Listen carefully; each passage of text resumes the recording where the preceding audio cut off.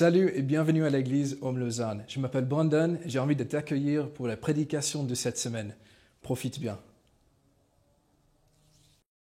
Il y a quelques temps de ça, on était avec une petite équipe de Home en voyage en Inde. Et puis c'était une occasion pour nous, 2 semaines à peu près, 10 jours, où on a pu participer à plein de choses. Et une des choses qu'on a pu faire, c'est qu'on a pu aller à un mariage. Puis quand on nous a dit, vous allez vivre un mariage en Inde, on était tous excités, qu'est-ce que ça veut dire, comment on doit s'apprêter, s'habiller. Et puis on était dans un milieu rural et plutôt pauvre, et on a compris quand on était sur place que ce n'était pas un mariage, mais c'était une cérémonie de mariage. On avait en fait en même temps 6 mariages. Alors je te laisse imaginer ce que ça veut dire, des centaines d'invités, et puis une journée de fête. On était vraiment réjouis, mais au fur et à mesure de la journée, on a été obligé de se rendre compte que on n'a pas forcément la même compréhension de ce que c'est qu'un mariage. Et plus la journée avançait, plus la cérémonie avançait, plus tu pouvais les voir sur les visages de notre équipe, vraiment des points d'interrogation quasiment se dessinaient avec leurs veines, une tension. C'est normal ça? Pourquoi ils font ça? C'est pas bizarre ça? Je ne vais pas entrer dans les détails, mais une journée comme on l'a vécue là-bas, ce n'était pas du tout une journée comme on la vit ici. Par ici, on soupire souvent, beaucoup de gens, après ça. On soupire après un partenaire de vie, on l'imagine. Parfois, on a une liste de ce à quoi notre journée devrait ressembler. On rêve, on rencontre une personne, on fréquente la personne, on passe du temps ensemble, on apprend à se connaître, on crée une complicité, une proximité, on parle de mariage. Certains, vous êtes là-dedans et on veut tous que ce soit le plus beau jour de ma vie. Je ne sais pas si vous avez vu ça un petit peu. On a un peu ces idées-là. Et aujourd'hui, on va parler un peu de cette dimension-là, les fréquentations. Ce qu'en anglais, on appelle le dating aussi. Alors, est-ce qu'il y a des couples dans la salle, mariés, pas mariés? Est-ce qu'il y a des couples? Vous pouvez lever la main? Ok, quelques-uns. D'accord. Ne levez pas la main si... Je ne vais pas demander qui est célibataire et veut être en couple. Ne lève pas la main, d'accord. Le sujet est vraiment large. Puis je veux juste, en introduction, te le dire, on va pas pouvoir tout aborder. J'ai déjà beaucoup trop. Je ne sais pas à quel point je pourrais aller au bout de ce que j'ai prévu. Il y a plein de gens qui ont plein de questions, plein d'idées aussi de comment est-ce qu'on peut vivre ça. Est-ce que Dieu s'intéresse même à ce sujet-là? Et puis j'ai envie de te le dire en introduction, c'est possible que tu sois frustré par ce que je vais partager aujourd'hui. C'est possible que ça ne corresponde pas à ce que tu aurais voulu entendre ou même à ce que tu penses. Puis c'est OK, garde cette frustration, amène-la devant Dieu. N'hésite pas à venir m'en parler. À la fin de cette série, on est en train de réfléchir comment est-ce qu'on pourra faire un grand question-réponse par rapport aux relations, parce que je l'ai dit depuis le départ, vos questions sont plus importantes, mais on veut poser quelques bases. Puis j'ai envie de te dire, certains vous êtes en couple, puis ça vous intéresse, puis c'est trop bien. D'autres vous n'êtes pas en couple, et puis c'est OK. Et peut-être que ça ne t'intéresse pas forcément pour le moment, puis c'est OK. Juste après ce message, comme je l'ai dit, soit en une fois, soit en 2 fois, on aura un message sur le célibat. C'est tout à fait OK d'être en paix avec une saison de célibat. C'est tout à fait OK de penser au célibat pour le reste de sa vie. Donc voilà, mais je crois que ce sujet doit quand même tous nous intéresser, parce qu'on connaît du monde qui est en couple, on connaît du monde qui veut se mettre en couple, on connaît du monde sans doute qui chemine vers le mariage. Donc on devrait être un minimum sensible à ça. Et dans la société, le couple, ce n'est pas une anomalie ni quelque chose de rare. J'ai regardé des chiffres de l'Office fédéral de la statistique en Suisse, du coup. En 2019, c'était novembre 2019 que l'étude est sortie. Il était dit que 76% des gens entre 18 et 80 ans sont en couple. Ça m'a semblé énorme comme chiffre. Mais c'est vraiment un chiffre large. Après, si tu vas regarder plus en détail, tu vois qu'en fonction des tranches d'âge, les chiffres évoluent. Mais en moyenne, c'est ça. On pourrait dire 3/4 des adultes en Suisse sont en couple. C'est pas rien. Donc ça devrait nous intéresser. Et puis si tu nous rejoins aujourd'hui, première fois que tu es là ou première fois que tu viens dans cette série de messages, bienvenue. Merci d'être là. C'est trop bien. C'est pas bizarre qu'on parle de couple à l'église. Tout d'abord, j'ai envie de te dire, on va lire la Bible, ne t'en fais pas. Et j'ai aussi envie de te dire, on parle de ça parce qu'on est dans une série où on s'intéresse aux relations. On est dans une série qui s'appelle Relations saines. Et en fait, on veut regarder comment est-ce que Dieu nous encourage à vivre des bonnes relations avec notre entourage. Et puis, il y a plein de types de relations. On a parlé de différentes choses jusqu'à maintenant. Et puis, aujourd'hui, puis à la fin de cette série, on va s'intéresser un peu plus à ça. Couple, célibat, puis je parlerai aussi de la société hypersexuelle pour finir. Alors, on va se plonger un peu dans le sujet. Puis j'ai envie de te dire, tout d'abord, c'est très difficile de trouver un passage dans la Bible qui parle de fréquentation. Parce qu'en fait, le terme fréquentation ou l'idée du dating, ça date d'environ une centaine d'années. Avant ça, ça n'existait pas. Donc c'est une pratique qui est relativement récente. Ce que toi tu vis aujourd'hui jusqu'au plus beau jour de ta vie, c'est quelque chose de récent. D'accord ? avant et pendant des milliers d'années, il n'y avait pas cette dimension-là. Les fréquentations telles qu'on les vit aujourd'hui n'existaient simplement pas dans le contexte de la Bible, telles qu'on les vit aujourd'hui. Maintenant, ça ne veut pas dire que la Bible n'a rien à nous dire là-dessus. Ça veut simplement dire qu'on doit comprendre, puis on doit comprendre ça avec une dimension peut-être un peu différente que d'autres sujets. Au niveau occidental, on imagine, et puis les sociologues ont fait des recherches, il semble que c'est aux alentours de 1700, voire 1800, qu'il y a toute cette dimension de fréquentation, courtiser quelqu'un. Avant ça, ce n'est même pas présent. Donc ce n'est pas juste que l'Église n'en parlait pas, ce n'est pas juste que la Bible n'en parlait pas, c'est vraiment que dans la société, c'était quelque chose qu'on ne faisait pas. Je vais te faire tout de suite une petite histoire un petit peu du dating. Mais du coup, c'est important que je te définisse ce que moi j'appelle fréquentation ou dating, comme ça on est au moins sur la même longueur d'onde au départ, étant donné que c'est un concept relativement récent. Je parle ici d'une relation intentionnelle, exclusive, dans laquelle deux personnes passent du temps, se fréquentent avec le but d'approfondir leur relation. Ça, c'est ma définition à moi du dating ou des fréquentations. Derrière cette idée, il y a la notion de séduction, de romance, et c'est souvent compris comme un état relationnel avant un autre état relationnel, sans doute les fiançailles ou alors le mariage. Si on regarde bibliquement, ce qu'on voit qui amène au mariage, c'est ce qu'on appelle le mariage arrangé. Alors, en tant que père, je suis vraiment fan de l'idée. En tant que père, j'ai 2 filles, je me dis, c'est bon. Mais on est tous d'accord, t'en fais pas pour moi, je ne vais pas faire ça, on ne veut pas aller dans cette direction-là, pas dans notre contexte. Donc on va regarder un petit peu ce que la Bible a à nous dire là-dessus, et puis promis, je ne vais pas te dire, il faut le mariage arrangé. Pour comprendre aussi ce que la Bible dit, puis vu que c'est un sujet sensible, on va parler de certaines choses qui vous touchent émotionnellement, qui touchent des aspirations, des fois des rêves. J'ai juste envie de poser quelques éléments de base aussi pour que tu comprennes un peu dans quoi mon message s'inscrit. J'ai envie de te dire que tout d'abord, vu que la Bible n'en parle pas, il faut comprendre comment la Bible parle des choses. Puis il y a une grande distinction qui est importante, on appelle la distinction entre les textes descriptifs et les textes prescriptifs. À chaque fois qu'on parle de romance, de couple, de situations comme ça, on est dans des textes descriptifs. C'est-à-dire, c'est une description de quelque chose. Et on n'a pas toujours l'avis de Dieu par rapport à ça. On nous dit juste, voilà comment ils ont fait ça. X, Y ont fait ça, ils ont vécu ça comme ça. On ne sait pas toujours est-ce que c'est bien, est-ce que c'est pas bien. Les textes prescriptifs, c'est des textes en fait où on nous donne des règles de conduite qui sont souvent fixes, même si parfois contextuelles. C'est des choses, c'est comme des ordonnances. Voilà ce que vous devez faire. On ne va rien trouver de tel dans la Bible concernant les relations. On ne va rien trouver de tel où ils disent les relations, tu dois faire ça, tu dois. Donc c'est vraiment important que tu l'entendes. Maintenant, il y a autre chose. Il y a plein de choses qui ne sont pas dans la Bible parce que la Bible est ancienne, elle date de milliers d'années, mais il y a une grande compréhension du message biblique. Et il y a des choses qui sont en lien et en accord avec le message global de la Bible, puis il y a des choses qui sont opposées au message global de la Bible. Et c'est ça qui est important de savoir parce qu'on va parler des relations, puis il n'y a rien de prescriptif. Je ne suis pas en train de te donner des ordres ou une ordonnance de comment vivre ça, mais je suis en train de te dire ça s'inscrit quand même, et Dieu a des choses à dire là autour. Donc c'est vraiment important parce que ce que je vais te dire, ça peut venir heurter certaines choses que tu crois. Et il faut que tu sois d'accord de dire, ok, c'est pas prescriptif, c'est comme lui comprend ça, puis je suis pas le seul, il y a des livres qui sont écrits là-dessus. Si tu n'es pas d'accord avec quelque chose, prends-le devant Dieu. Ok, qu'est-ce que ça veut dire? Et puis une fois que tu l'as amené devant Dieu dans la prière, va te plonger toi dans la Bible. Lis la Bible en entier, pas juste un verset sorti de son contexte, lis la Bible en entier, puis dis-toi, dans le grand récit de la Bible, est-ce que ce que je ressens, ce que j'ai envie de vivre, c'est corroboré? Ou bien est-ce que ça a l'impression de ne pas être vécu comme ça? J'ai envie aussi de te dire, c'est une bonne nouvelle, il y a une marge de liberté du coup, par rapport à comment vivre nos fréquentations. Et ta fréquentation, si tu soupires ou si tu es en fréquentation, n'a pas besoin de ressembler à celle de l'autre, et puis c'est ok en fait. Il y a une marge de liberté dans la Bible par rapport à ça. Maintenant, je crois que c'est aussi important de réaliser en tant que disciple de Jésus, notre liberté devrait être façonnée par son cœur à lui et sa façon de voir les choses. Donc oui, il y a de la liberté, mais je dois m'intéresser à ce que lui a comme cœur, comme envie générale. Ok, petite histoire des relations avant le mariage.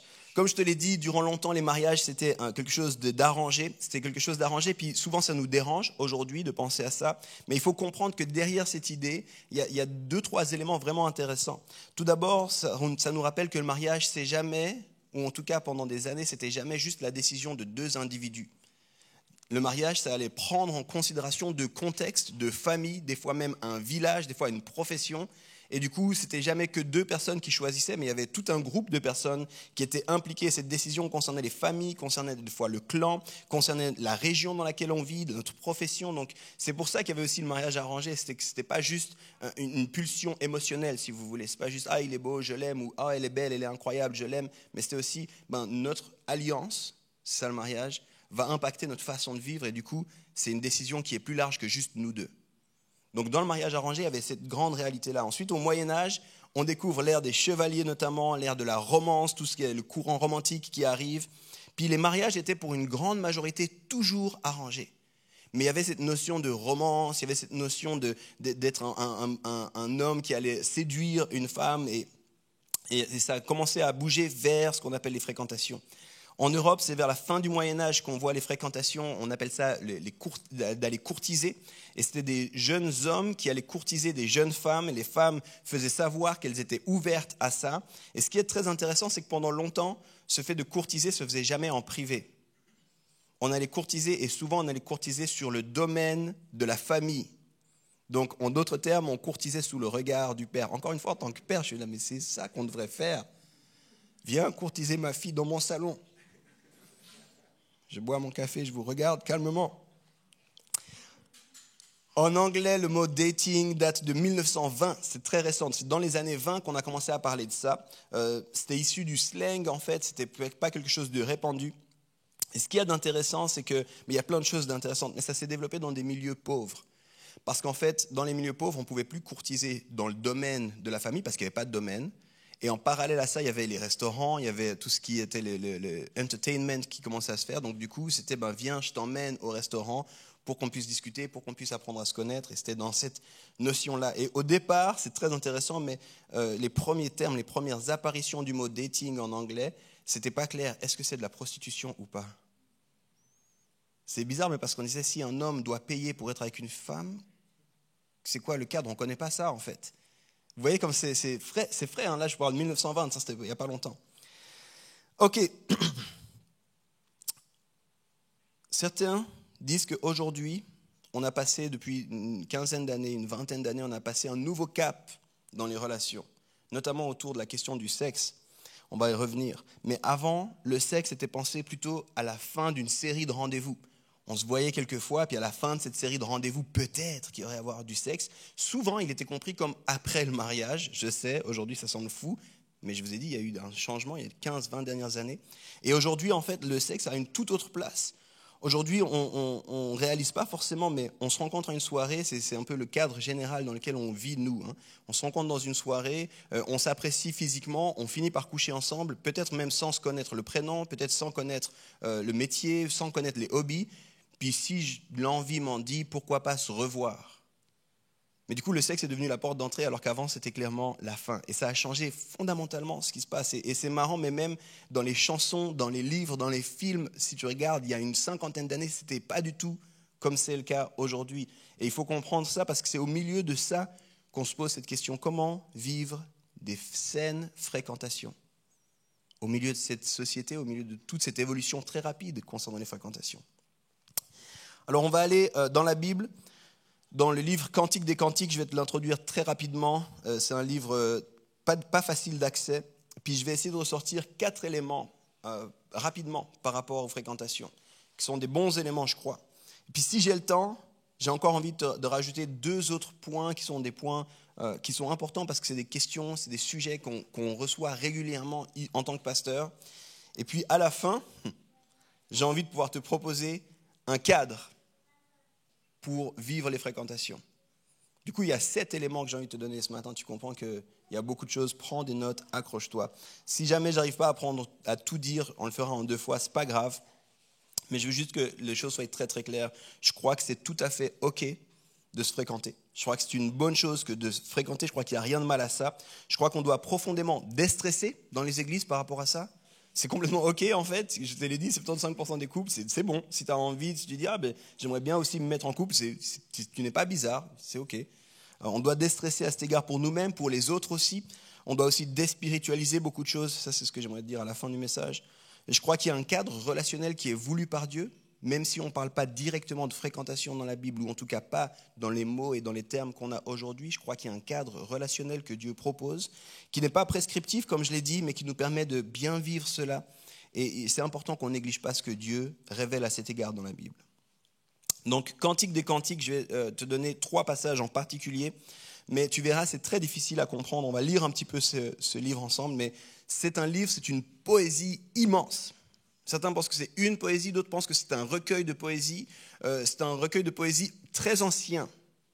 Donc tu verras que ce n'est pas la poésie que tu connais aujourd'hui, tu verras qu'il y a beaucoup d'images, d'illustrations, c'est difficile de bien saisir le texte. C'est une histoire où on voit un homme, une femme, et puis il y a d'autres intervenants qui parlent dans cette poésie. Et puis c'est aussi la poésie la plus érotique qu'on a dans la Bible. Il y a vraiment à plusieurs moments des références très très claires à la sexualité au cœur du Cantique des Cantiques. Il y a certains qui font des lectures tout à fait directes, très très simples de ce passage, de ce livre, pardon. C'est donc 2 amants, 2 personnes qui s'aiment, qui vont commencer à se fréquenter. Il y a la notion du mariage au milieu de façon un peu subtile. Et puis ensuite, on les voit vivre des relations sexuelles et parler de ces relations sexuelles. Il y en a qui proposent aussi une lecture un peu plus allégorique, un peu plus éloignée. Et c'est très très intéressant aussi. Il y en a qui pensent aussi que c'est Jésus et son Église qui peut être lu là au travers. C'est une lecture qui fait tout à fait du sens aussi. Mais je crois qu'essayer d'enlever la notion de relation amoureuse et essayer d'enlever la notion de sexualité du Cantique des Cantiques, c'est impossible, théologiquement. C'est présent et c'est intéressant de se rappeler de ça. Alors je t'ai dit, on va essayer de voir 4 marqueurs d'une fréquentation saine. On va lire maintenant le premier passage que j'ai envie de te proposer, Cantique des Cantiques 2, les versets 8 à 14. Et on va commencer avec ça. C'est la fille qui parle. C'est la voix de mon bien-aimé. Le voici qui arrive, sautons sur les montagnes, bondissant sur les collines. Mon bien-aimé est pareil à la gazelle ou au jeune cerf. Ça, c'est le genre de compliment qu'on aimerait entendre, nous les gars, non ? Tu es comme le jeune cerf. Le voici, il se tient derrière notre mur, observant par la fenêtre, regardant par le treillis. Mon bien-aimé parle et me dit « Lève-toi, mon ami, ma belle, et viens ». En effet, l'hiver est passé, la pluie a cessé et s'en est allée. Les fleurs apparaissent dans le pays, le temps de chanter est arrivé et l'on entend le recoulement de la tourterelle dans notre pays. Prenez des notes, les garçons, comment on parle aux filles. Le figuier embaume par ses fruits et les vignes en fleurs répandent leur parfum. Lève-toi, mon ami, ma belle, et viens. Ma colombe, toi qui te tiens dans les fentes du rocher et qui te caches dans les parois escarpées, fais-moi voir ta figure, fais-moi entendre ta voix, car ta voix est douce et ta figure est charmante. On a de la vieille poésie là, traduite en plus. Je crois que ce qu'on voit notamment, et pas seulement avec ce passage, mais notamment dans ce passage, c'est qu'il y a une poursuite relationnelle saine qui est possible. Si vous regardez, si vous lisez ce qui se passe ici, il y a quelque chose, c'est tu as le droit de désirer être en couple, tu as le droit d'initier, tu as le droit de proposer le fait d'être en couple. Et c'est vraiment intéressant, par 2 fois dans les quelques versets que j'ai lus, le fiancé dit à sa bien-aimée, et le fiancé c'est juste l'homme, et en l'occurrence ici on ne sait pas s'ils sont fiancés ou pas, mais viens, rejoins-moi, allons quelque part. Et je crois que c'est vraiment important de comprendre ça, parce que des fois il y a une telle crispation autour des relations que personne n'ose dire quoi que ce soit. On est un petit peu coincé, on se regarde, est-ce que ce regard veut dire ça ? Est-ce que cette manière de mettre ses cheveux veut dire ça ? Est-ce que cette manière d'attacher ses chaussures veut dire ça ? Puis je crois qu'il existe une façon tout à fait saine de proposer ce que j'appelle vraiment la poursuite saine du couple. On parle ici du premier pas, mais pas seulement. Je crois que c'est tout à fait possible. Là, on voit le fiancé qui propose, mais je crois que c'est tout à fait possible à la fille de dire « Hey, salut, je m'appelle tel et tel. » C'est OK. Ne dis pas « Mais quand est-ce qu'il va me demander mon nom ?» Tu peux lui dire ton nom, tu as le droit. Mais je crois que c'est intéressant de voir l'homme qui dit « Viens, mettons-nous en route. Explorons ce qu'il peut y avoir pour nous. » Puis si tu étudies un peu plus, c'est intéressant parce qu'il ne dit pas juste « Viens », il la rassure. Et toi qui te caches, toi qui attendais ce moment, viens. Et en fait, je crois vraiment que l'homme propose ici un cadre sécurisé. Encore une fois, si tu étudies, ce qui sort, c'est que l'homme dit, tu peux sortir. Tu es belle, je suis là, je te vois. La saison, je crois qu'elle est juste pour ça. Viens, je mets un cadre pour qu'on puisse se rencontrer de façon saine. C'est OK. Et là, j'ai envie d'encourager les hommes. C'est bon d'aller vers une fille puis lui dire, hey, est-ce qu'on essaierait de se connaître un peu plus ? Viens, est-ce qu'on irait boire un verre ensemble ? Je crois que les filles vont dire, preach. Et ce n'est pas une manière de dire tu es incapable, sans moi tu ne pourrais pas le faire, mais je crois que c'est vraiment un encouragement que j'ai envie de dire là aux hommes en particulier, arrêtez les doubles jeux, Arrêtez l'ambiguïté, arrêtez les « je ne sais pas trop ce que ça veut dire ». Osez faire ce premier pas, osez proposer quelque chose. Puis comme dit, ce premier pas, c'est un café, c'est une discussion, ce n'est pas un rendez-vous plein de sous-entendus, encore une fois. C'est simplement l'occasion de dire à une personne « Hey, je t'apprécie, je ne suis pas insensible. Est-ce qu'on irait apprendre à se connaître un peu plus ?» Je crois que c'est possible de faire ça. Je suis un lettreux, pour ceux qui ne savent pas, ça veut dire que j'ai fait les lettres à l'université avant de faire la théologie. Et je suis convaincu que l'accroche est très importante. Les premiers mots, les premières choses qu'on dit sont très importantes. Puis je crois que c'est vraiment important de comprendre ça. Si vous commencez une relation dans l'ambiguïté, l'ambiguïté elle va vous poursuivre tout du long. Si pendant les tout premiers temps de votre relation, on ne sait pas trop qui fait quoi, qu'est-ce que ça veut dire, est-ce que c'est du flirt, c'est pas du flirt ou quoi, en fait, ça crée un malaise qui va vous poursuivre par la suite. C'est bien quand les choses sont claires, en fait. C'est bien quand on sait sur quoi on se base et où est-ce qu'on va. Maintenant, j'ai dit tout ça pour les gars, mais j'ai pas rien à dire pour les filles, vraiment pas. Dans ce récit, la fille n'est pas en reste. Là, on est dans le chapitre 2. Si vous lisez le chapitre 1, littéralement, elle dit « Il est où ? Moi, je suis là, je suis disponible si jamais. Où est mon fiancé ?» Puis je crois que c'est OK aussi. La fille, elle dit « Emmène-moi avec toi. » Donc l'homme, c'est comme s'il répondait à la fille. Et je crois qu'il est possible d'avoir cette notion de poursuite, cette prise de contact qui soit saine. Je vous ai dit, un de mes buts, c'est qu'on déstresse par rapport à ça. C'est OK, en fait, qu'une fille dise, en fait, moi, je suis ouverte à des relations. J'ai envie de rencontrer quelqu'un, je n'ai pas envie de continuer. Je ne crois pas que le célibat, c'est pour moi dans cette saison dans laquelle je suis. Alors maintenant, ne demande pas à quelqu'un, est-ce que tu veux m'épouser ? Ça, c'est creepy. Mais est-ce qu'on irait boire un café ? Ce n'est pas une mauvaise idée. Il y a une poursuite relationnelle qui est saine. Maintenant, on arrive sur mon deuxième point, un cadre qui est sain. Puis là, on arrive dans sans doute le sujet le plus sensible, le vif du sujet, j'aimerais dire une question qui revient sans cesse. Qu'est-ce qu'il en est des relations sexuelles ? Est-ce qu'on peut avoir des relations sexuelles ? Jusqu'où est-ce qu'on peut aller quand on est en couple ?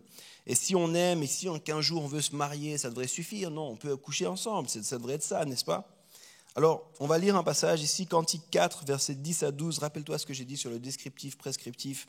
Ouvre ton cœur, ne sois pas fermé au début de ce point. Cantique des Cantiques 4, 10 à 12. C'est l'homme qui parle. Comme ton amour est beau, ma sœur, ma chérie, ton amour est bien meilleur que le vin, le parfum et tes huiles, que tous les aromates. Tes lèvres distillent le miel, ma chérie. Il y a sous ta langue du miel et du lait, et l'odeur de tes habits est pareille à celle du Liban. Tu es un jardin privé, ma sœur, ma chérie, une fontaine fermée, une source réservée. Si tu lis, de nouveau, de quoi on parle ? C'est de la poésie, là, c'est compliqué, d'accord ? Mais si tu lis, puis si tu étudies, même si c'est poétique, il semble évident pour quasi l'entier des chercheurs et des théologiens que ici, la femme qui est aussi appelée la Sulamite est présentée comme vierge. Quand il est dit tu es un jardin privé, ta fontaine est fermée, tu es une source réservée, il semble évident qu'on parle de ça. Cette femme n'a pas encore eu de relation. Et en fait, dans la Bible, la sexualité est vécue dans un cadre extrêmement précis, un cadre qui est rassurant, et le cadre le plus proche qu'on connaisse pour ça aujourd'hui, c'est l'engagement et l'alliance du mariage. Maintenant, 2-3 choses qu'on doit dire par rapport à ça. Elle est vierge, mais ça ne signifie pas qu'elle n'est pas sexualisée. C'est pour ça que je t'ai lu les autres choses. Il y a une vraie notion de « tu m'attires en fait, je te vois, t'es belle ». Ce n'est pas quelque chose de « tu es neutre, je n'ai rien à faire de toi ». Vraiment pas. Elle est beaucoup plus sexuelle dans sa description que l'homme d'ailleurs.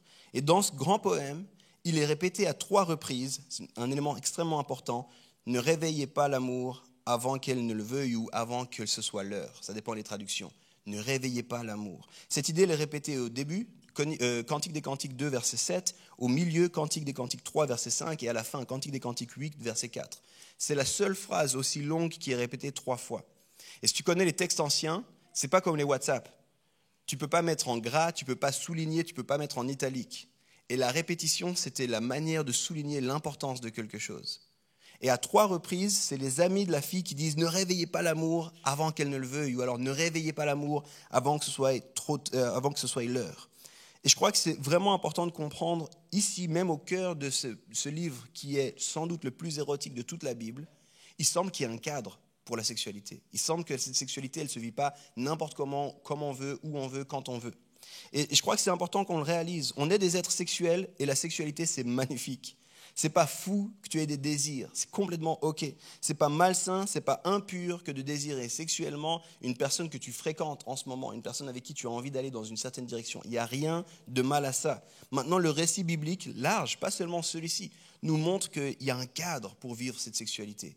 Il y a quelque chose pour vivre. Et ce n'est pas une restriction qui est dure, qui est illogique. Ce n'est pas « Ah, mais c'était bon pour avant, maintenant, c'est plus ça ». En fait, ce n'est pas du tout le cas. Je crois que c'est la chose suivante. Dieu valorise tellement la sexualité qu'il souhaite qu'on puisse le vivre dans le cadre le plus sécure possible pour nous. Je dirais comme ça, Dieu a créé le sexe, il aime le sexe, il valorise le sexe. C'est un acte important pour lui et du coup, il nous propose un cadre pour ça. Alors, il y a une question qui revient souvent. Ok, je comprends. Et là, je vais être cru, vous m'excusez du langage, mais ça veut dire pas de pénétration. Mais qu'est-ce que je peux faire d'autre? C'est tous les gens en couple qui comprennent la question. Les autres. Je crois que ici, il y a quelque chose qu'il faut qu'on souligne. C'est que ce n'est pas tellement quelle est la limite, mais plutôt ne réveille pas l'intérêt sexuel trop tôt, tant que tu n'as pas le cadre pour aller avec. C'est pas tellement jusqu'où je peux aller. Puis là, je vous redis encore une fois, c'est pas un pasteur ami à moi disait, les pasteurs, on est toujours mal à l'aise avec ces questions parce que en fait, on n'est pas des sexologues. Et puis on ne peut pas vous dire qu'est-ce qui est ok, pas ok, où s'arrêter ou quoi. Nous, on peut simplement vous dire il y a un cadre qui est prévu pour ça. Puis c'est à vous de fonctionner ensemble. Puis chacun a un cadre différent. J'ai connu des couples qui avaient décidé, par exemple, de ne pas aller l'un chez l'autre à une certaine heure pour ne pas réveiller l'intérêt sexuel. Mais je ne suis pas en train de dire que ça doit être une règle et puis que tu ne peux pas aller chez ton copain à 10h du soir. Ce n'est pas à moi de te dire ça, en fait. Il y en a d'autres qui disaient, on va éviter de s'embrasser trop passionnément parce que ça réveille un intérêt sexuel. Et puis après, c'est difficile de faire marche arrière une fois que ça s'est lancé. Mais je ne suis pas en train de te dire que tu n'as pas le droit d'embrasser ton partenaire. J'ai connu des couples qui ont dit même, on ne va pas se toucher. Well, si c'est ça pour vous, c'est ça pour vous. Ma question, c'est, est-ce que tu comprends qu'il y a un cadre pour cette sexualité? Est-ce que tu crois qu'il y a un cadre pour cette sexualité? Puis, encore une fois, il faut qu'on comprenne que c'est une bonne chose. Je vais vous donner une image qui est utilisée, puis indirectement, Paul l'utilise par la suite dans le Nouveau Testament, c'est l'image du feu. Vous êtes tous au courant que le feu, c'est sans doute une des découvertes qui a le plus révolutionné la technologie, puis ce que l'homme peut faire. Et en fait, c'est incroyable. Avec le feu, tu peux chauffer, tu peux éclairer, tu peux protéger. Mais le feu peut aussi brûler. On le sait. Et ce n'est pas parce que c'est bien de faire un feu que quand tu arrives chez quelqu'un, tu allumes un feu n'importe où. On est d'accord avec ça. Il y a un cadre, il y a un endroit pour faire un feu. N'importe quel parent ici sait que le feu, ce n'est pas mauvais, qu'il n'y a rien de mal avec ça, que ce n'est pas impur. Mais en fait, si tu es parent, si tu es un minimum, un temps soit peu, si tu as fait des camps, notamment les scouts là, dans la forêt et tout ça, tu ne dis pas aux enfants, c'est l'heure de repas, allumez des feux. Parce que tu sais que si tu fais ça, c'est très dangereux ce qui peut se passer. Tu donnes un cadre, voilà comment ça se passe avec le feu, voilà l'environnement pour le feu, puis en fonction de chaque situation, ton environnement est différent. Puis tu dis le feu, dans ce contexte-là, c'est super bien. En dehors de ce contexte-là, ça peut être super dangereux. Et je crois que c'est une image, mais c'est vraiment la même idée. La sexualité, c'est super bien. Mais voilà le cadre le mieux pour le vivre, le cadre où ce sera le mieux vécu, le cadre où on sera le plus rassuré, où on sera le moins blessé. En dehors de ce cadre, ça peut faire beaucoup de dégâts. Et ce cadre pour la sexualité, encore une fois, dans la Bible, c'est le mariage.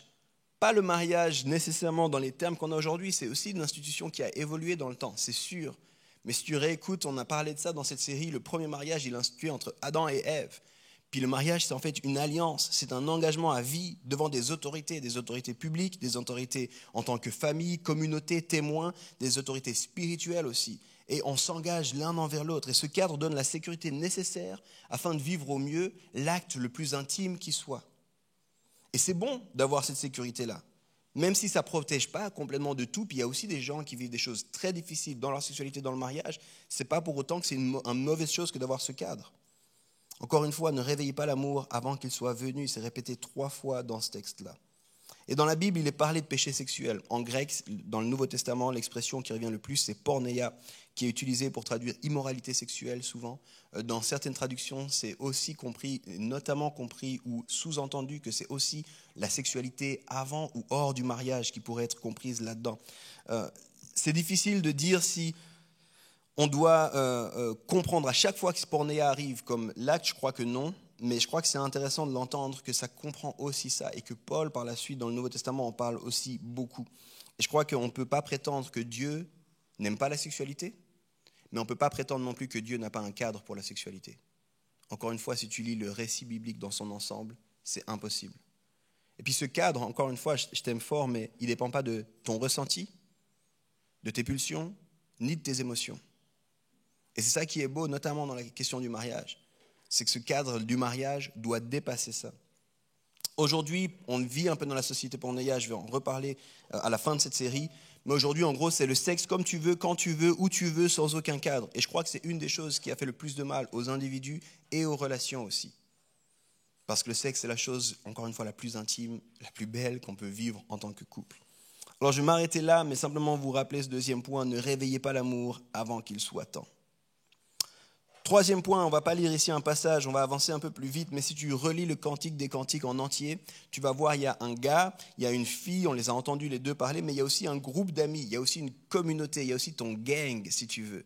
Et le plus apparent, c'est notamment la fille, elle a souvent ses amis qui parlent, mais le gars aussi, on parle de ses amis au gars. Et je ne vais pas insister trop là-dessus, mais j'aimerais te le dire extrêmement simple. Les chances de bien vivre un couple, une fréquentation sans un bon entourage sont très fines. Il y a peu de chances de bien vivre ta relation si tu ne t'entoures pas. On a besoin de plusieurs voix dans nos vies. Puis j'arrête pas de le répéter, c'est un message qui devient peut-être rébarbatif pour certains, mais ça prend un village pour éduquer un enfant.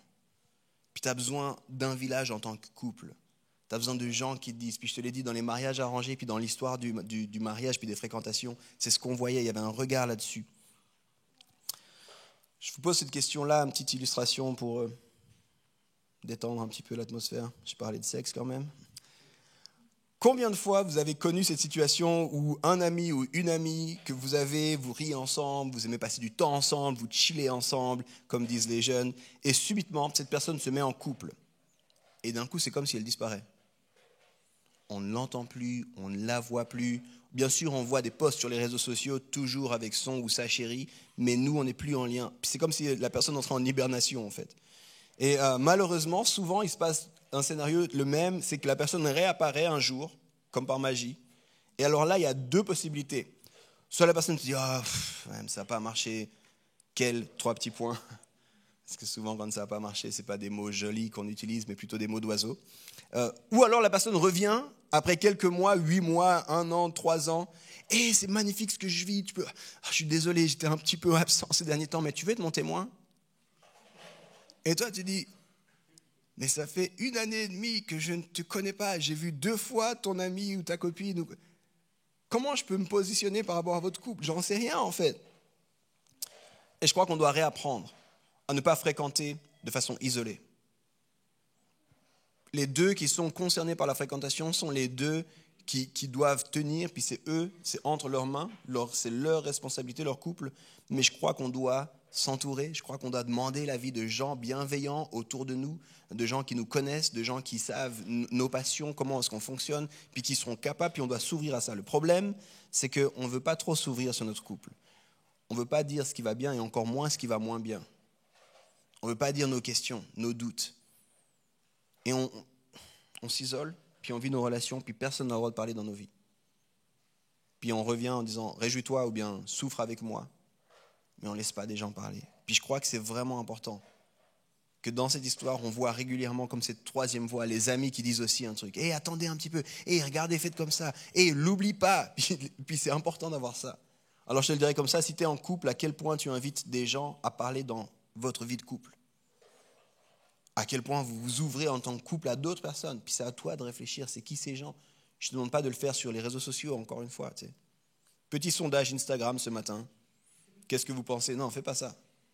Mais va vers des gens que tu connais. Et il y a ça, on a parlé de ça, puis on n'est pas trop d'accord. Comment vous voyez la chose ? Qu'est-ce que vous pensez de ça ? Et il est en train de me dire ça m'a mis mal à l'aise. Qu'est-ce que tu peux ? Puis des gens bienveillants, bien intentionnés. Ok. Dernier, 4e point par rapport au Cantique des Cantiques. Tous les couples saints doivent avoir une direction claire et saine. On va lire ici de nouveau, prépare-toi, poésie ancienne, traduit de l'hébreu au français. Cantique des Cantiques 3, les versets 6 à 11. C'est les filles, justement, les amis qui parlent. Qui donc monte du désert comme des colonnes de fumée au milieu des vapeurs de myrrhe et d'encens et de tous les aromates des marchands? Ils sont en train de dire, le gars sont bons, d'accord? Voici la litière de Salomon, et autour d'elle 60 hommes vaillants parmi les plus vaillants d'Israël. Encore une fois, le gars et ses amis. Tous sont armés de l'épée, tous sont formés au combat. Chacun porte l'épée à sa hanche en vue des alertes nocturnes. Le roi Salomon s'est fait une litière en bois de Liban. Il a fait ses colonnes en argent, son dossier en or, son siège en pourpre. L'intérieur est tout brodé, le travail fait avec amour par les filles de Jérusalem. Sortez, filles de Sion, regardez le roi Salomon avec sa couronne, celle dont sa mère l'a couronné le jour de son mariage, le jour où son cœur est rempli de joie. C'est hyper intéressant parce que, encore une fois, c'est tellement dur. Il faudrait que tu prennes du temps dans ce livre. Il est magnifique, surprenant. Mais en gros, c'est comme un processionnel de mariage qui nous est présenté ici. Regardez, il arrive avec ses amis. Regardez comme il sent bon, comme il est beau. Regardez, ils ont préparé cette journée. Puis il est habillé comme pour le jour de son mariage. Puis je crois que c'est une manière de ce livre. Et quand tu lis le livre en entier, si tu vois qu'il y a du mouvement dans le couple. Tu vois qu'ils se fréquentent, ils apprennent à se connaître, ils ne se comprennent pas, ils se perdent de vue, ils se retrouvent de nouveau, puis ils avancent vers quelque chose. Puis cette idée ici, c'est le jour du mariage qui est sous-entendu peut-être ici. Mais ce qui est clair, c'est qu'il y a une direction puis un rythme aux relations saines. Puis là, encore une fois, je crois, parce qu'on est dans une société où c'est difficile de prendre des initiatives et de savoir, mais les filles, vous allez me comprendre, il n'y a rien de pire qu'un couple indécis, un couple qui fait du surplace. Un couple où il n'y a pas... On va où en fait? C'est quoi? Ouais, mais on s'aime, on chill. Non, ce que tu es en train de me dire, c'est que tu es irresponsable et tu as peur. C'est quoi la suite? C'est quoi la prochaine étape? Est-ce qu'on est en train d'aller dans une direction?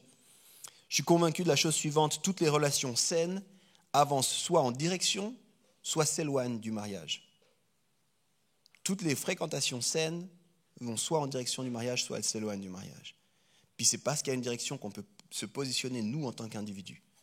C'est parce qu'il y a une direction qu'on peut dire, en fait, si c'est ça, j'en veux pas. Ou alors, tu m'as confirmé, je veux me marier avec toi. Mais pour ça, il faut qu'il y ait une direction. Il n'y a rien de pire que l'eau stagnante. L'eau stagnante, ça pue. Les couples qui stagnent, ça pue. Et je suis très brut avec ça, mais parce que j'ai vu trop de situations similaires. Je me rappelle une fois, je vois des gens, ils étaient en couple avant moi. Je ne sais pas s'ils se sont mis en couple quand ils étaient dans l'adolescence ou quoi, mais...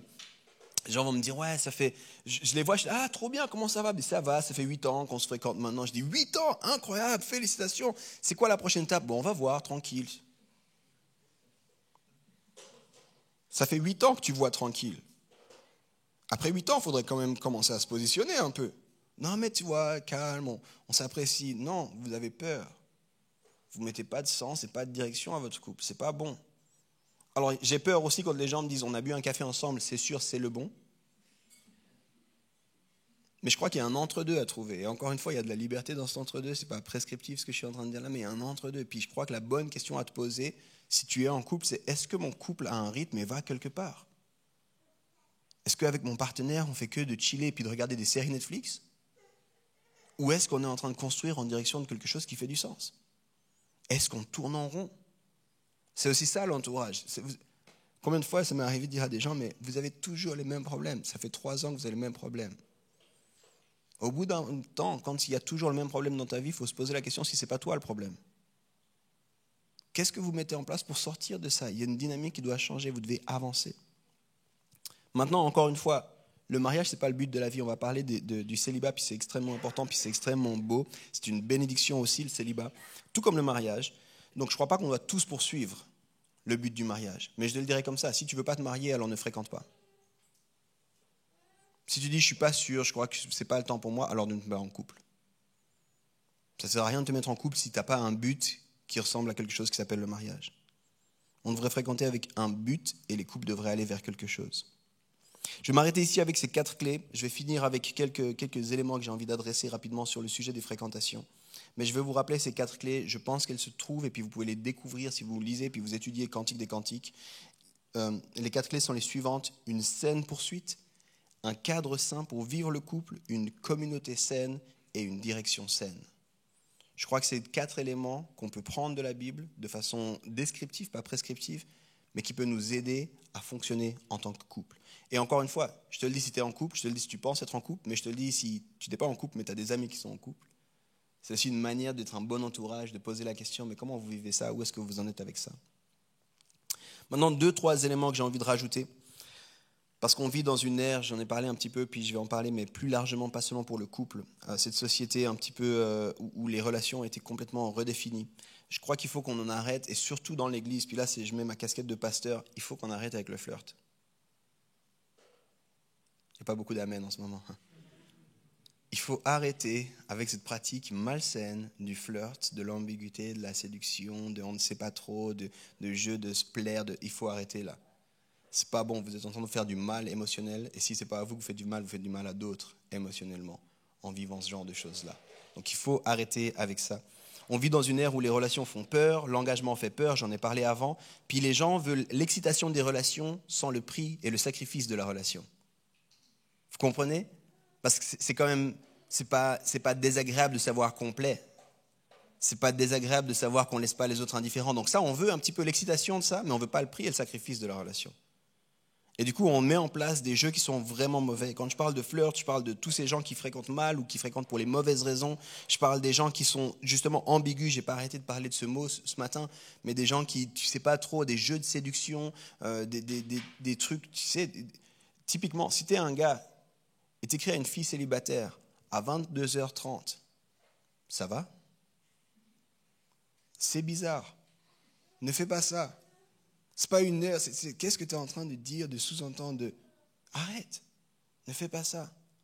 Si tu fais des commentaires ou des appréciations, mais c'est incroyable, je t'ai jamais eu, ça te va tellement bien cette coupe, mais tu es vraiment belle en fait. Non mais parce que je suis son frère. Mais quoi?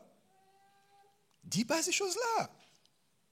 Va pas autant jouer comme ça si tu sais pas ce que ça fait comme mal. Et je te le dis vraiment de tout mon cœur, mais on voit trop de gens qui viennent et qui sont vraiment blessés, des fois brisés à cause de ça, qui se disent mais je ne sais pas comment faire, je ne sais plus comment faire, ils sont mal à l'aise et ce n'est pas bon.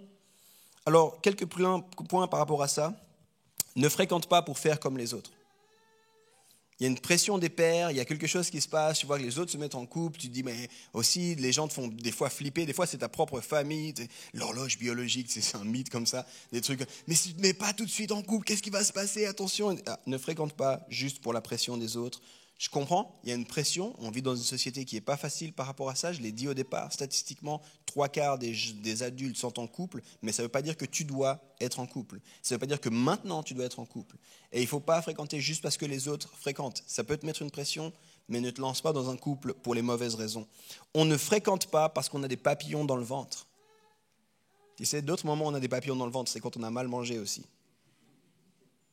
Donc ne fréquente pas simplement parce qu'il se passe quelque chose quand je le vois. C'est un bon signe, c'est chouette quand tu vois une personne et puis qu'il y a quelque chose dans toi. Les sentiments sont beaux, sont importants. On est convaincu ici que Dieu nous a fait avec des sentiments, qu'on doit les écouter et pas les ignorer, mais on ne doit pas construire sa vie sur les sentiments. Parce que les sentiments, ils nous déçoivent aussi. Les sentiments, ils sont fluctuants aussi. Et si c'est juste les sentiments, ça va être très douloureux ce qui se passe après. Tu peux soupirer après une relation, tu peux éprouver des émotions fortes, mais tu dois te poser des questions. C'est pour ça que s'engager, est-ce qu'on irait boire un verre? Est-ce qu'il y a autre chose derrière ce qui se passe dans mon ventre? Quand je te vois, j'ai vraiment du plaisir, j'aime comme tu rigoles, mais est-ce qu'on irait boire un verre? J'ai envie de voir qu'est-ce que tu construis avec ta vie. Où est-ce que tu vas? J'ai envie de voir est-ce que je peux me projeter avec une personne qui pense comme tu penses là. Parce que je n'ai pas envie que ce soit juste ça. On ne devrait pas fréquenter parce qu'on a peur ou qu'on a marre d'être seul. Il y a la pression des autres, mais il y a aussi la pression interne.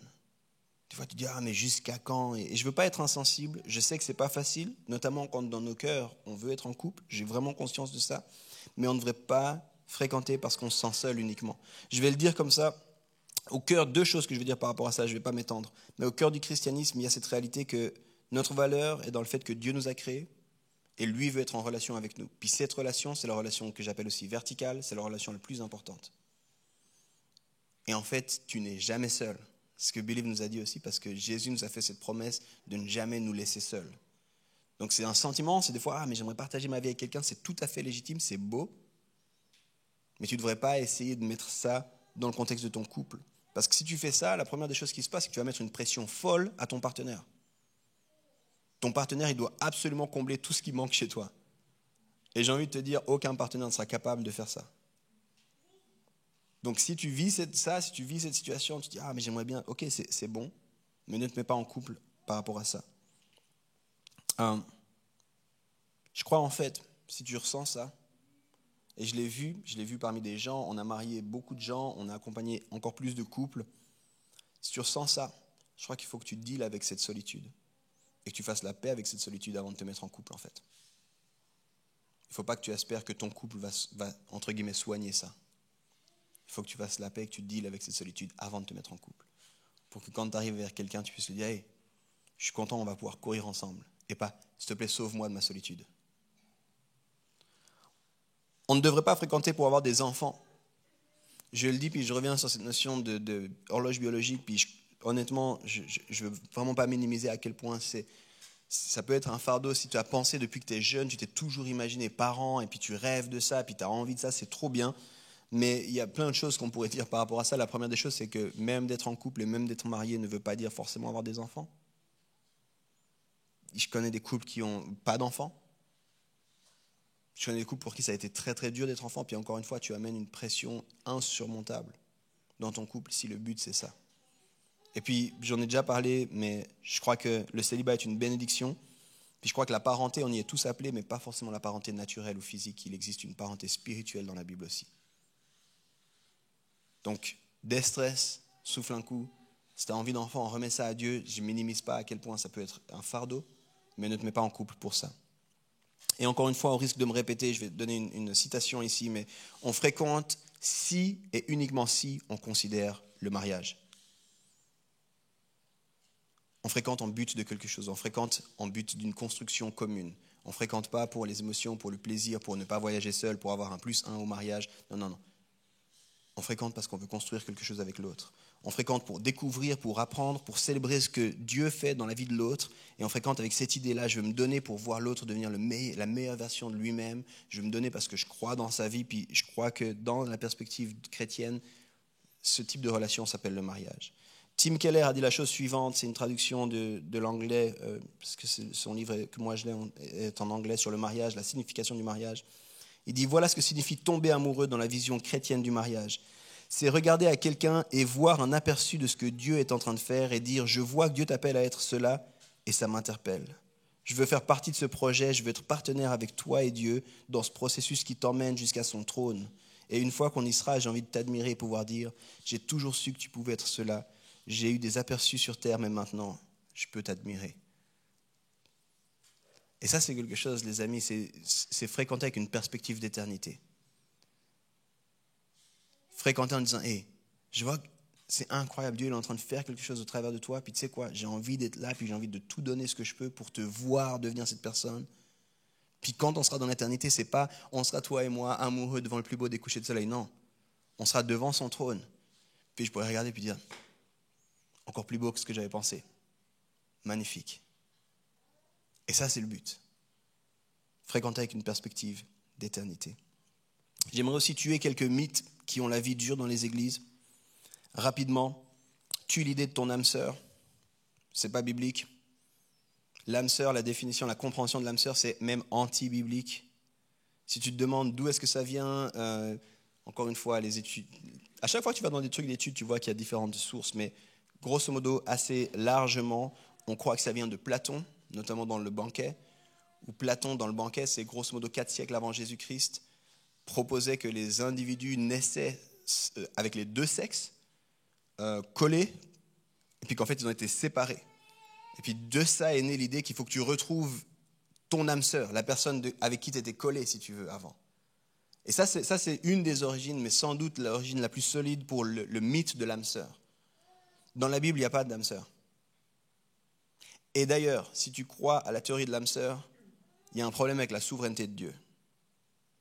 Parce que si tu imagines pendant un instant, imagine avec moi, il y a Ken et il y a Barbie. D'accord ? Si tu as des doutes, Ken c'est l'homme et Barbie c'est la fille. On est dans une ère où il faut tout clarifier. Il y a Ken, il y a Barbie. Mais Ken regarde Sandy plutôt que Barbie. Et si Dieu avait voulu que seulement Ken et Barbie soient l'âme sœur, mais que Ken se plante parce qu'il va avec Sandy, ça veut dire que Ken est capable de défaire l'entier du plan cosmique de Dieu. Et du coup, Barbie est obligée d'aller vers Bob. Parce que son âme sœur ken, et du coup, c'est messed up depuis le début, c'est fini. Et plus personne d'entre nous ne peut trouver son âme sœur parce qu'une personne s'est trompée. Merci, Dieu est souverain, et il est capable, et du coup, il n'a pas mis autant de pouvoir entre nos mains que de dérégler l'entier de l'équilibre cosmique sur ce sujet-là, ok? Donc, déstresse un moment, ne sois pas à la recherche de l'âme sœur, tu n'as pas besoin d'aller sur les 5 continents pour voir si c'est vraiment bien la personne. L'amour et le couple, c'est une construction, c'est une décision, puis j'ai envie de te dire la chose suivante. En fait, toutes les personnes sont des mauvais fits, parce que toi, tu es une mauvaise personne. Ça, c'est la vision biblique. Mais dans ces mauvais fits, il y a des fits qui sont moins mauvais que d'autres. Et quand 2 moins mauvais sont d'accord de laisser Dieu être là au milieu, ça peut donner quelque chose qui est potable, tu vois. Mais c'est vraiment important qu'on en arrête avec cette histoire d'âme sœur. Dans les églises, on le surspiritualise en ajoutant « je vais prier, savoir si c'est vraiment… » Arrête de prier, va boire un café. Ce sera peut-être le meilleur des moyens pour savoir si cette personne, elle va ou elle ne va pas. Arrête d'attendre un buisson ardent, une révélation, des lettres de feu, un nom, arrête. Marche, fais confiance à Dieu et puis accepte ta responsabilité à toi dans le fait de construire une relation qui soit saine. Donc il faut tuer l'image de l'âme sœur ou l'idée de l'âme sœur. Il faut se rappeler que les fréquentations et le mariage, c'est du boulot et ce n'est pas un petit boulot. Demande à n'importe couple qui est marié depuis plus que 3 semaines et ils vont te dire c'est pas tout simple. C'est pas tous les jours facile. Puis on doit y mettre du sien, on doit y mettre encore du sien et puis on doit y mettre encore du sien. Je te dis ça parce que si tu n'es pas en couple, il faut absolument que tu détruises ta shopping list. On fonctionne tous avec un petit peu cette idée, il faut qu'il soit comme ça, ou il faut qu'elle soit ça, il faut qu'elle ait fait ci, il faut qu'elle ait fini avec Harvard, avec honoris causa, il faut que… Non, coupe tout ça, enlève ta liste on n'est pas sur Tinder, on n'est pas en train de chercher le meilleur des profils. Non, c'est du travail en fait. Il faut beaucoup plus le voir comme est-ce que je suis prêt à travailler et à m'engager dans une relation. Au pire, si tu as une liste, elle doit être extrêmement réduite. Et je ne vais pas te dire ma liste à moi, ça c'est du 1 à 1. Mais je peux dire une chose que je suis convaincu. La personne devrait avoir une considération pour Dieu si tu te prétends disciple de Christ. Et je sais que c'est un sujet hyper sensible. Mais voilà pourquoi. Si tu dis que Christ est ton Seigneur et ton Sauveur et le roi sur ta vie, puis que c'est lui qui dirige ta vie, c'est difficile de te mettre avec quelqu'un qui ne considère pas Jésus. C'est plutôt un départ qui va être difficile. Maintenant, ceci étant dit, il y a plein de gens qui sont chrétiens et qui galèrent. C'est hyper difficile, c'est du travail, tu dois y aller encore et encore. Donc, ce n'est pas parce que la personne est chrétienne que ce sera facile, vraiment pas. Mais pour moi, s'il y a une chose qui doit être dans cette liste, ce serait celle-ci.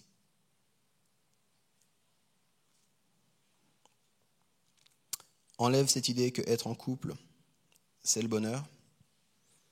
Être en Christ, c'est le bonheur. Je viens de le dire, être en couple, c'est du travail. Et il y a des belles choses dans le travail, mais ce n'est pas ça le bonheur.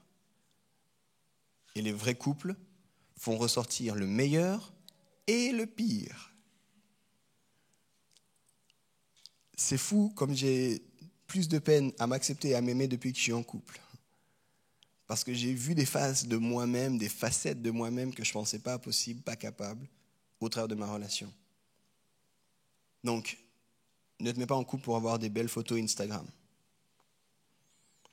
Et encore une fois, au risque de me répéter, arrête de surspiritualiser tout. Arrête de surprier pour tout. Dieu parle, Dieu peut te guider, j'en suis convaincu.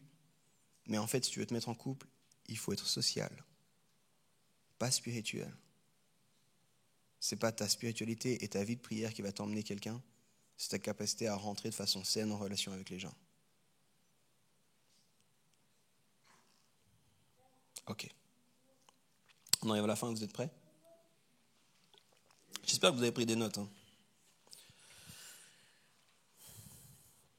Le cadre que j'ai envie de proposer, le cadre que nous on propose à tous les gens avec qui on parle de ça de façon individuelle. Il y a des gens à qui on a proposé ça, ils se sont mis en couple, on les a mariés, mais il y a d'autres gens, on leur a proposé ça, ils ont commencé à fréquenter quelqu'un, ils se sont rendus compte qu'ils n'allaient pas se marier. Donc c'est pas une formule magique, encore une fois, mais c'est un cadre qui devrait aider notamment à mettre un sens, une direction à son couple. Pour ça, il faut comprendre notamment 3 cercles relationnels qui sont présents dans la Bible. Je vais le faire très vite, je n'ai pas le temps de te le détailler. C'est 3 mots pour amour en grec. Le premier, c'est le mot agapé. Le deuxième, c'est le mot philéo. Et le troisième, c'est le mot éros. Agapé, c'est l'amour large, l'amour désintéressé, l'amour inconditionnel. C'est l'amour de Dieu pour nous, puis c'est l'amour auquel nous, on est invités. Aime ton prochain comme toi-même, c'est cet amour agapé. C'est un amour qui est large, qui accueille, qui accepte. L'amour philéo, c'est un amour spécifique, c'est un amour où on partage un intérêt particulier commun, c'est un amour où on voit les choses de la même façon, où on va dans une même direction. C'est un amour qui est aussi semblable à l'amour de l'amitié. Et l'amour éros, c'est l'amour exclusif, l'amour du sacrifice et l'amour de l'intimité. Éros a donné notamment la notion érotique, pas dans le sens des films érotiques, mais dans le sens de se mettre à nu, de se dévoiler dans l'amour éros. Très très simple, il y en a encore 4 autres, mais on va rester simple. Je pense qu'une relation saine se construit par différents paliers, et ce n'est pas quelque chose à figer, encore une fois, ce n'est pas une formule, mais j'ai envie de te proposer, je crois qu'il y a 5 paliers liés à ces 3 cercles, justement. Le premier, c'est ce que j'appelle l'amitié désintéressée, l'amitié où l'amour agapé s'exprime simplement. Je vois quelqu'un, je l'accueille comme personne qui porte l'image de Dieu, je suis content de rencontrer cette personne, je m'intéresse un minimum à cette personne, je l'aime comme j'aime mon prochain. Mais il n'y a pas d'autre intérêt derrière, il n'y a pas d'autre réflexion derrière. Encore une fois, cet amour, tu devrais l'avoir, ou pouvoir le développer avec n'importe qui dans cette salle, n'importe qui en dehors de cette salle, n'importe qui sur ton lieu de travail, même les gens que spontanément tu n'aimes pas, Dieu t'invite à les aimer de cette façon-là. C'est ce que j'appelle l'amour désintéressé. Et ça, c'est la première étape. C'est-à-dire, la personne doit entrer dans ce cercle-là, des gens que tu aimes de façon agapée, avant de pouvoir aller plus loin. À ce moment-là, donc, dans ce cercle, on respecte, on honore et on voit où on aime l'autre pour qui Dieu dit qu'il est. Ensuite, l'amitié désintéressée passe à l'amitié intéressée. On s'intéresse, on se rapproche, on apprend à connaître quelqu'un. Il y a quelques éléments, hey, je t'ai entendu parler de ça, ça m'intéresse, j'aimerais bien savoir un peu, dis-moi en plus, est-ce qu'on se verrait pour parler de ça ? Et là, de façon intentionnelle, je vais commencer à chercher à créer un lien plus particulier. Reprenez l'exemple de la salle, on est tous ensemble, on s'aime tous de façon agapée, mais d'un coup, pour X ou Y raison, on a des intérêts communs, j'aime bien comment tu parles, ou, tiens, ça m'a surpris ce que tu disais là, est-ce qu'on pourrait ? Et on créerait un petit groupe. Ce n'est pas quelque chose de privé, uniquement à 2, mais on créerait un petit groupe pour les gens qui sont intéressés, j'en sais rien, par le bilboquet par exemple. J'ai envie de faire du bilboquet dans ma vie. L'amitié désintéressée, l'amitié intéressée, ça nous permet d'entrer dans ce deuxième cercle, nous permet d'entrer dans l'amitié éprouvée et intentionnelle, qui est l'amitié philéo. Ça veut dire, après avoir passé un petit peu de temps avec toi, après avoir appris à te connaître, en fait, je peux dire, cette personne, c'est mon amie. J'aime comme elle voit les choses, j'aime la direction dans laquelle elle va, j'aime comment elle construit sa vie, on a des valeurs communes, et cette personne, c'est mon amie. La différence, c'est quoi ? C'est s'il m'arrive un pépin, et puis qu'on se retrouve ensemble, je ne vais pas forcément écrire un message à tout le monde ici, mais j'ai peut-être écrit un message à Believe, parce qu'il me connaît. Et tu me connais, tu sais ce qui se passe. Et du coup, il y a cette amitié. Et ça, cette amitié-là, on est tous invités à développer ce genre d'amitié. C'est une amitié extrêmement belle. Sabine a prêché sur ce type d'amitié-là. Et ça, c'est l'amitié philéo. Et encore une fois, j'espère que tu comprends, c'est une suite logique. Je ne vais pas aller vers cette personne juste parce que j'aime comme elle attache ses cheveux. Mais je vais avec cette personne parce qu'il y a des choses qui nous connectent en fait. À partir de là, à partir de l'amitié éprouvée et intentionnelle, on peut approcher tout ce qu'on appelle le couple avec ce que moi j'appelle l'amitié exclusive. Pour passer de là, on tisse des liens, on solidifie notre relation, on parle de ce qui nous intéresse et on commence à imaginer construire ensemble. Et dans l'amitié exclusive, c'est l'étape de plus où on décide de partager et de s'ouvrir à l'autre comme avec quasiment personne. Dans mon cercle philéo, d'un coup, il y a quelqu'un, je suis là, j'ai envie de m'ouvrir à toi, mais je ne m'ouvre pas à beaucoup de monde de cette façon-là. J'ai envie de parler de certains de mes défis, j'ai envie de te parler de certains de mes rêves, et ce n'est pas quelque chose que je publie sur les réseaux sociaux, mais j'ai envie de voir comment tu traites ces choses-là. J'ai envie de voir comment tu acceptes qui je suis. C'est dans ce moment-là aussi que je vais faire entrer cette personne dans mon cercle à moi, d'amis. Je vais lui présenter ma famille, je vais lui présenter des gens qui sont importants pour moi, je vais demander l'avis de ma communauté. Qu'est-ce que vous pensez de cette personne en fait ? Et pour moi, c'est à ce moment-là qu'on devrait pouvoir anticiper être en couple ou pas en couple. Avant ça, il n'y a pas de couple, avant ça, il y a des amis. Ça me permet de répondre à la question, est-ce que c'est possible les amitiés filles-gars ? Oui, à une certaine échelle. Je ne me livre pas à ces gens-là à 11h30 du soir. Je voulais te dire d'ailleurs, j'ai quelque chose de lourd sur mon cœur. Non, ça je le fais à ce cercle-là. Et dans ce cercle-là, je suis très intentionnel à qui y est, comment les gens y sont. L'amitié exclusive. On construit et dans cette amitié-là, on parle. Qu'est-ce que tu penses du mariage? C'est quelque chose que tu peux imaginer. Qu'est-ce que tu attends par rapport à ce mariage? Et si la personne est prête, à ce moment-là, on passe à l'étape d'après, qui est l'étape de l'alliance. Et il y a différents niveaux d'alliance. Est-ce qu'on se mettrait ensemble? Dans cette amitié exclusive, est-ce qu'on se mettrait ensemble? Est-ce qu'on cheminerait ensemble en direction du mariage? Mais j'ai éprouvé cette amitié avant. Vous voyez ce que je veux dire? Et toutes les histoires d'émotions, de sentiments, de tout ça, c'est pas, je ne le nie pas, mais ce n'est pas ça qui dicte mes choix. Est-ce que cette personne est une amie? Est-ce que je peux compter sur cette personne? Est-ce que je peux avancer avec cette personne? Est-ce que j'ai envie de l'exclusivité? Vous savez, il y a une personne, je ne vais pas demander l'autorisation, je ne vais pas dire son nom, mais une personne qui m'a vraiment... Il y a 2 personnes qui m'ont vraiment surprise dans leurs histoires de couple. Une de ces personnes m'a dit un jour, je me suis rendu compte après 4 mois que je n'aimais pas son humour. Et moi, je me suis dit, mais vous avez fait quoi pendant les 4 premiers mois? C'était quoi ce type de relation que vous aviez? Et en fait, il m'a dit à demi-mot, c'était que du flirt. Pendant 4 mois de flirt, alors moi, je suis un vieux, hein, je ne comprends pas comment c'est possible. De mon temps, on ne flirtait pas à l'école. On était en couple ou on n'était pas en couple. Mais il m'a dit littéralement, ouais, tu vois, on se séduisait, puis voilà, elle me regardait, puis du coup, on a été manger une glace au bord du lac, et puis après, on a bu. Et il n'y a rien de grave qui s'est passé là-dedans. Mais d'un coup, j'étais là, 4 mois plus tard, tu te rends compte de l'humour, vous êtes déjà en couple, vous êtes déjà présenté en tant que couple, vous marchez main dans la main, et en fait, tu dis, j'aime pas son humour. C'est chaud quand même. Il y a plein de façons de te rendre compte de ça avant. Puis on a parlé de ça, et cette même personne m'a dit un jour, je pense à quelqu'un d'autre. Je dis, ok, c'est qui cette autre personne? Puis je connaissais les 2. Puis je lui dis, est-ce que cette personne est ton ami? Il m'a dit, pas encore en fait. Je lui dis, commence à ce stade-là. Ils ont commencé l'amitié. Les 2 sont venus nous voir. Le gars est venu me voir moi, la fille est venue voir Janet. Puis les 2 disaient, il est sympa, mais voilà. Puis lui disait, il est sympa, puis c'est vrai que de loin je pensais à des choses, mais en fait voilà. Puis du coup on leur a dit, c'est très bien, vous pouvez être des très bons amis. Vous n'avez pas besoin de construire votre vie ensemble. Et je lui ai demandé par la suite de ces 2 relations-là, de ces 2 histoires-là, laquelle a été la plus constructive et laquelle a été la plus destructive. Et elle m'a dit clairement, la deuxième était beaucoup plus constructive. Je ne me suis pas engagé, on n'a pas commencé à tisser des liens qui faisaient croire ou qui faisaient dire au monde autour de nous des choses. J'ai juste développé une amitié, puis cette amitié, elle a clarifié les choses. Encore une fois, ce n'est pas une formule magique, mais ces étapes-là, je crois qu'elles aident à naviguer la question des fréquentations. Puis elles aident à nous propulser vers est-ce que j'ai envie de ça? Alors je vais m'arrêter là. Je sais que vous avez plein de questions, plein de frustrations. Je me rends compte qu'il n'y a pas eu beaucoup de amen. J'ai dû surprendre plus d'une personne. Ce n'est pas grave. J'ai juste envie de prier aussi pour chacun d'entre nous. Et les amis, je crois qu'on a une responsabilité en tant que chrétien. Et peut-être je terminerai avec ça. On a une responsabilité en tant que chrétien dans notre façon de vivre les relations. Et ça comprend aussi cette dimension-là. Moi, il y a plein de choses qui m'énervent avec l'Église et les chrétiens, ce n'est pas un secret. Et je me regarde à moi-même, il y a plein de choses que j'aimerais faire mieux. Mais une de ces choses, c'est les relations. C'est comment on n'est pas à l'image de Christ dans nos relations. Puis je crois que la question des fréquentations, c'est une question qui est clé. Comment est-ce que je fréquente? Parce que beaucoup vont être intéressés par ces sujets-là. Et je vous ai dit tout ça pour que ça puisse transformer nos vies à nous. Puis, il y a une statistique qu'il faut absolument qu'on batte. C'est la statistique des couples qui divorcent. Puis je sais que c'est difficile, je l'ai dit, c'est difficile d'être en relation, c'est difficile de vivre en tant que mari et femme. Mais je crois que ça commence dans comment on se fréquente. Je crois que ça commence sur pourquoi on se fréquente. Puis honnêtement, ceux qui me connaissent savent, je veux changer le monde. Mais il y a quelque chose qui se passe dans mon cœur quand il y a des divorces dans l'église. Et je comprends, il y a des situations, voilà.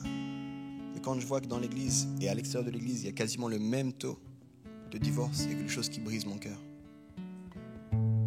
Parce que je me dis, mais dans l'église, on est censé avoir un manuel qui nous guide sur comment vivre nos vies. En dehors de l'église, et je sais que les relations c'est difficile, puis en dehors de l'église, je suis plutôt surpris de l'inverse. Quand un couple me dit on n'a pas Dieu, mais 60 ans après on est encore ensemble, je suis là, comment vous avez fait? Vous êtes devenu ceinture noire ninja dans l'art du couple, hein, parce que moi je me sens ceinture blanche, puis la seule raison pour laquelle on est encore ensemble, c'est parce qu'il y a Dieu là au milieu, puis parce qu'on croit, puis on construit sur ce qu'il nous dit.